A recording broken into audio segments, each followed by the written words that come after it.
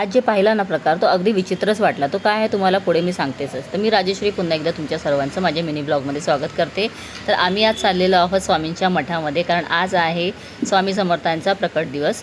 सगळ्यांना श्री स्वामी समर्थ. तर कोमल त्यांची रिक्षा आहे म्हणून आम्ही ना त्यांच्या रिक्षामधूनच चाललेलो आहोत. आणि इथे आरेमधला जो मठ आहे ना तिथे आलेलो आहेत. खूप छान वातावरण आहे, खूप छान वाटलं आल्यानंतर. आणि हो, आम्ही जेव्हा येऊन पोचलो ना त्यावेळेला इथे आरती सुरुवात झालेली होती आणि सत्यनारायणची पूजा संपलेली आणि आरतीची सुरुवात झालेली.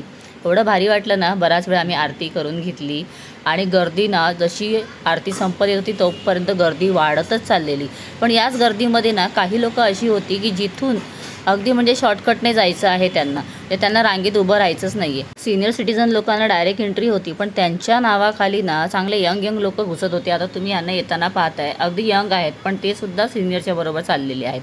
आणि असं करून ना कित्येक लोकं आतमध्ये गेली. पण शेवटी काय करायचं, आपण काहीच करू शकत नाही.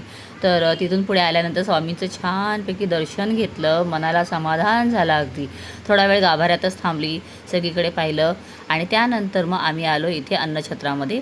इथे पण आम्हाला 1 पाऊण तास गेला. त्याच्यानंतर मस्त जेवण झालं आणि मग आम्ही आता घरी निघालो.